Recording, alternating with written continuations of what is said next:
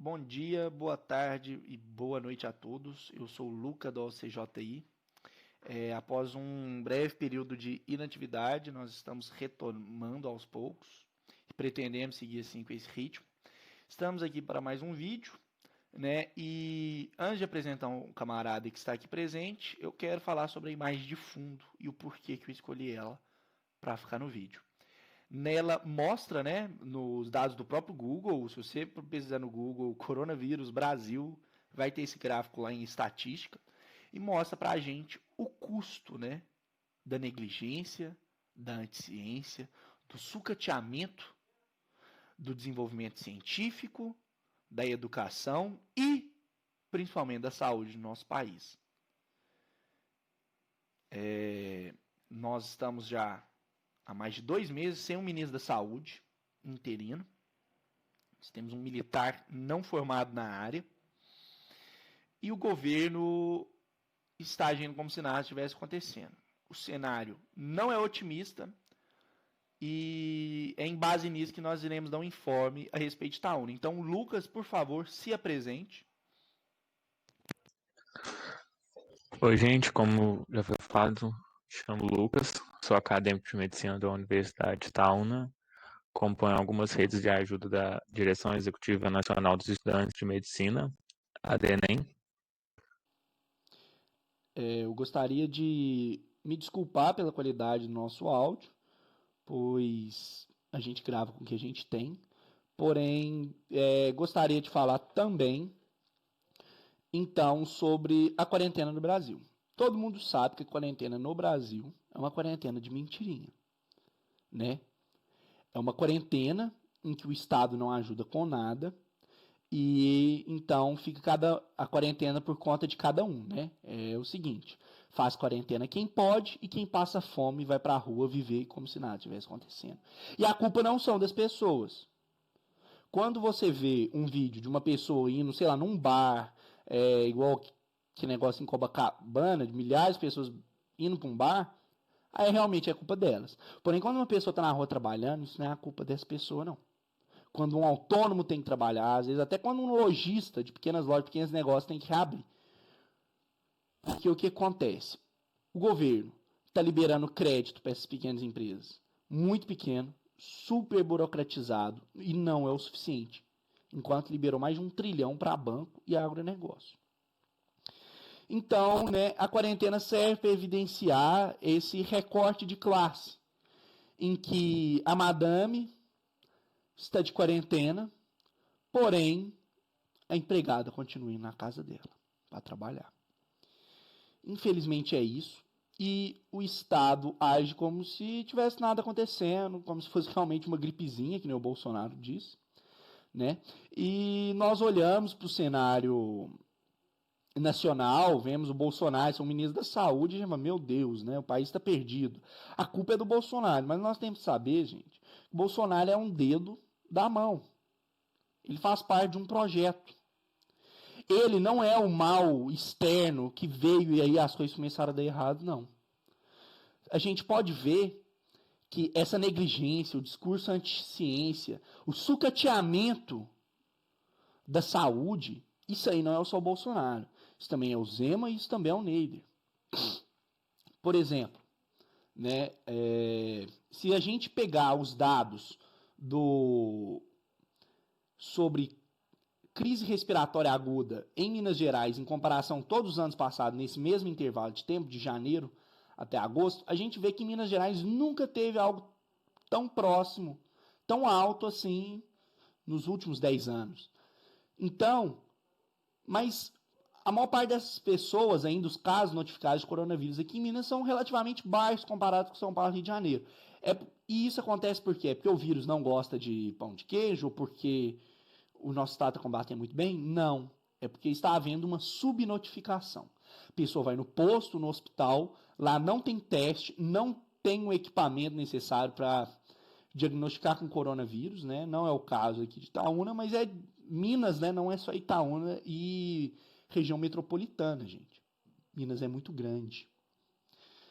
E é o estado com o maior número de municípios no país. Então, o que acontece é que a pessoa vai lá e é diagnosticada com algum problema, de respiração aguda e não de coronavírus. Então essa pessoa ganha uma cloroquina ou um vermífugo, algum remédio genérico para problema respiratório, vai para casa, para o trabalho e contamina centenas, dezenas de pessoas. E é assim que segue o nosso quadro.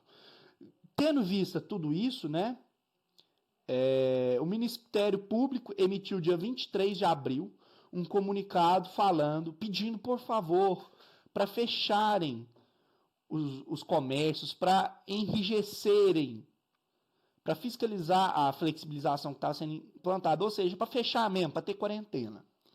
E depois, dia 13 de julho, ela ganhou uma limiar para investigar e para realmente o Estado tomar alguma decisão e mandar fechar. Porque inclusive Itaúna flexibilizou, está flexibilizado aqui, e os casos não param de aumentar, como o Lucas vai nos mostrar. Então, não tem nada de bom acontecendo aqui, gente. É uma situação de muita importância e a prefeitura também está agindo com negligência. Inclusive, fizemos um vídeo sobre a subnotificação em Itaúna e a censura quando questionada essa subnotificação. Ou seja, os bolsonaros, ou o que está por trás dele, que é melhor se falar, tem por todo o país. O que muda é a forma como eles aparecem e agem. Então, para falar aqui um pouco sobre o aumento desses casos, primeiro eu quero ressaltar 2 pontos que eu acho muito importantes, tanto em nível nacional, estadual quanto municipal, e que contribuem muito para o aumento agravante desses casos. Primeiro, falar sobre a ausência do isolamento domiciliar, a reabertura do comércio e a não realização da quarentena. Essa flexibilização do comércio está muito relacionada com a questão do aumento de casos, na qual as pessoas voltam ao trabalho, aumenta a aglomeração de pessoas, aumenta o fluxo de pessoas, e o que, consequentemente, gera um maior contágio. E a gente pode ver isso por alguns dados, como, por exemplo, do dia 26 de maio até o dia 27 de julho, a gente teve um aumento de 1.492% no número de casos em Itaúna, e a gente sabe como que é o cunho social dessa doença. O isolamento domiciliar ele é um privilégio de uma classe, no qual a outra está meramente exposta a esse vírus por não ter outra opção na qual do cumprimento dessa quarentena. Então ele é a forma diferente, ele afeta de forma diferente cada classe. E assim tem repercussões clínicas diferentes. O que já está ligado a o segundo fator que eu gostaria de apontar, que é o subfinanciamento da saúde pública e o aumento do setor privado de saúde. Então, essa construção histórica no qual o SUS vem sendo sucateado, subfinanciado, e os planos de saúde, a saúde privada tem aumentado cada vez mais, escancaram essa diferença da questão de classe e da falta de direitos que esses trabalhadores que estão tendo que atuar durante esse momento caótico, eles estão muito mais expostos e com muito menos seguros de que serão tratados da mesma forma que as outras pessoas. Então, o enfrentamento dessa pandemia e a efetivação do isolamento, eles estão totalmente relacionados pelo asseguramento do Estado de políticas públicas, para que possam garantir renda emergencial digna, estabilidade de moradia, direito ao afastamento remunerado do trabalho e muitos outros direitos sociais que já foram perdidos com reformas trabalhistas e previdenciárias.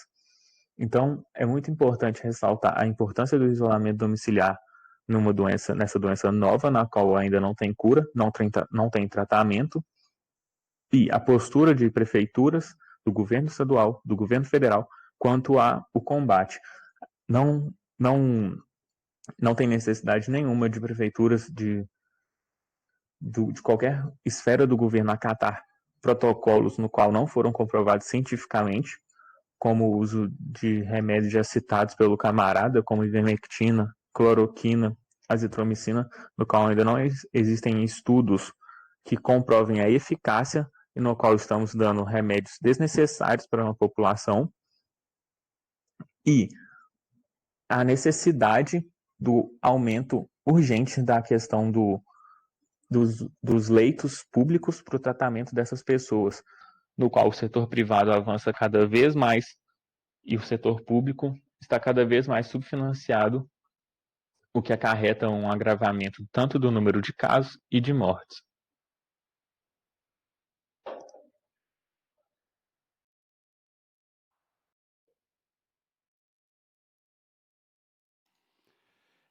Então, tendo em vista, né, todo esse cenário, junto com as falas do camarada Lucas, que agregaram bastante, nós nos deparamos diante de um caso horrível, em que se morrem 1.000 pessoas por dia. Isso é o que é notificado. Imagina, se tem subnotificação em Minas Gerais, imagina no resto do Brasil. É triste, é de partir o coração, porém, se nós não fizermos nada, se nós não nos opormos e cobrarmos nas próximas eleições e no dia a dia atitudes diferentes, né, nada disso vai mudar por si só. Então, lavem bem as mãos, tomem cuidado, evitem de sair na rua o máximo possível e até um outro vídeo. Falou!